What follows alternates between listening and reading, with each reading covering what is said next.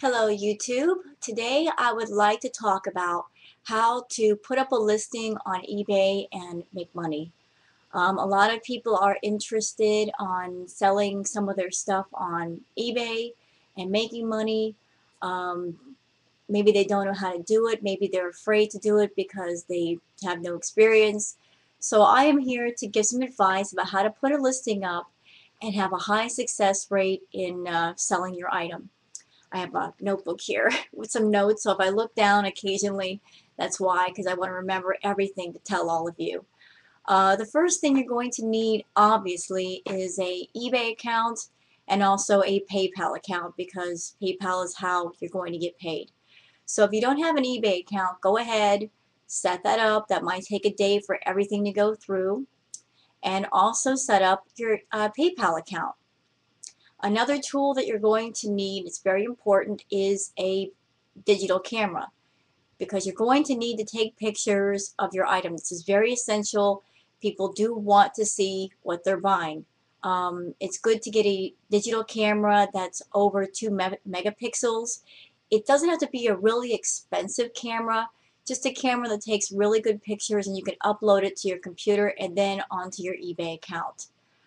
So if you have your eBay account, you have your PayPal account, you got your digital camera, you're good to go.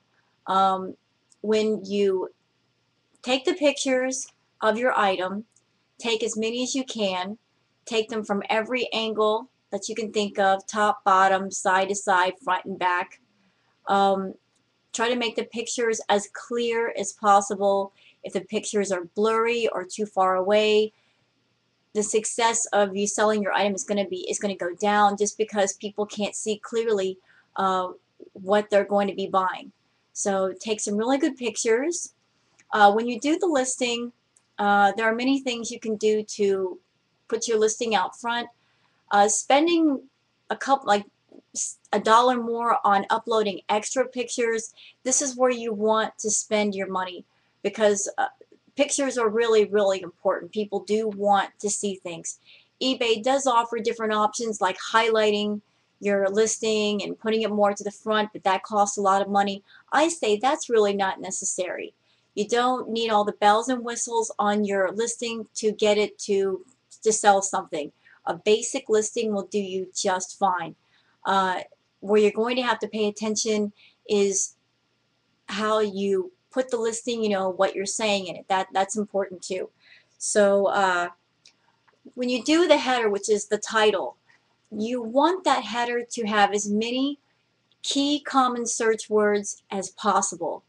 And for example, if I were selling a amethyst cathedral, which is basically a crystal, I would want to put as many common search words in that title as possible. So if somebody's doing a search for that item, it'll probably come up. So I would put, large amethyst cathedral purple, I would put as many different search words as possible, something very common. And that way, if there's a lot, it would come up in many different kinds of searches.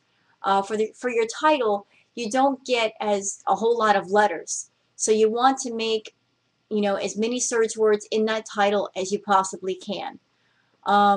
You're also allowed a caption beneath that. You can also make that rich in search words as well, and that's also very helpful. Um, then you get a lot more room in your description box. I say fill that thing up with as much as you can about that item as you can possibly put in there. Describe the height, the width, the size, how many pounds it is, the condition, if it's in great condition, is it worn out, does it have any damage, the item number, all of that stuff. Also, when you take pictures, if you want to take pictures of any tags or labels, that helps to sell the item too, because that shows that it's authentic. Um, if you're doing a listing and you're only selling it within the United States, also state that only within the United States, no international orders. Um, a lot of people do like to see the words free shipping in the item. So if you offer that option, my suggestion is whatever the shipping might be for that item, like say within the United States, include that in with the item price. So essentially the shipping is being already paid for. It's just that the customer thinks, well, there's no shipping. Well, the shipping is in there. It's just in the price of the item. If you're wanting to sell an item for, say, $50, do not put $50. Put instead $49.99. It's only like a penny difference, but you'd be surprised. It just looks cheaper. It's not rounded out to the nearest 10. It just looks cheaper.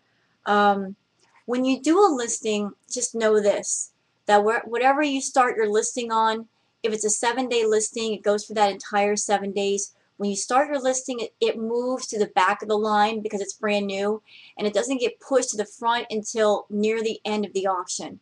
So what you want to do is you want to start the listing on, say, a Friday night or a Saturday night, and it runs until the next weekend.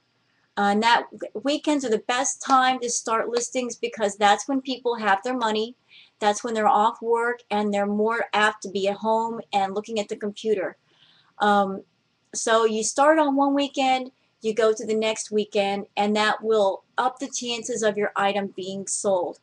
You want to start the listing, I would say, the first week after the first of the month or the second week into the month.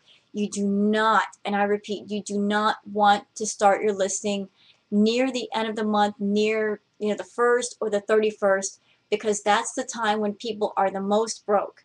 They're paying their credit cards, they're paying their rent. They don't have that extra money to throw around to buy whatever items. So if you have something to sell, wait until a good time to sell it when you think people have money.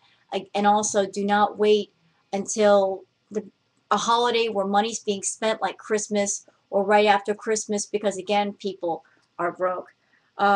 Also try to put in there a buy it now option. I love to buy on eBay, but you know what? I just don't have the patience to sit there and wait till the end of the auction to place my bid. A lot of people do that. They'll wait until like the last 5 minutes to start bidding so that they can probably get the item. But if you put a buy it now option and a price that you're comfortable with, if somebody really wants the item and they have the money on hand, then they'll go ahead and buy it, and you won't have to wait 7 days to get your money. You'll probably get it right then and there.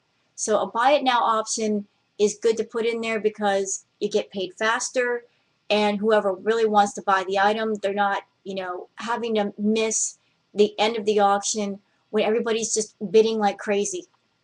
Um, there's also a little sneaky trick that people are doing on eBay. Um, they hide the cost of the item in shipping, and how that works is they'll put like the item for 50 cents. And then if you click on the item and you're looking at the item listing, you'll see the shipping is like $50. And the reason why they're doing that is because eBay does take a cut of whatever you make on the auction price, but they can't touch it if it's in shipping. So if you have an item for $50, put the shipping as $50.50 as the item price, and you'll probably sell the item and you get to keep most of your money, and eBay can't touch it. If you put something up for sale, do be there to answer any and all questions a person might have. This is where taking your time and filling out that description really pays off, because the more you describe about the item, the less questions you're going to get about the item. But if somebody's asking a question, be right on it. Answer that question immediately, because response can mean the difference between selling something and not selling something. So be there for your customers. If you sell something and in shipping it gets damaged, slightly damaged or completely damaged, better to refund all of the money and apologize than to be a jerk and say, I'm not giving your money back, and get bad feedback. People do look at feedback. If your feedback sucks, they probably won't buy from you again. So better to have that return business and have that good reputation as a seller than have a bad reputation and deal with people saying, well, you get this bad feedback, I don't want to buy from you because something bad might happen to me. So try to be very good about the way you treat people and being responsive. Let's see. Like I said, specify on your listing if you are selling internationally or not. And do take into account that international charges for shipping are a lot higher, and sometimes it can be a little bit more difficult.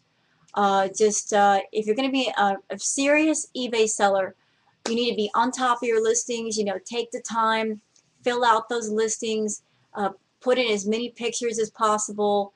And I hope that you guys find this video very informative, and it helps make you a lot of money. If you have any questions, just email me or post a comment, and I'll answer everything for you, okay? And peace out and have a great day.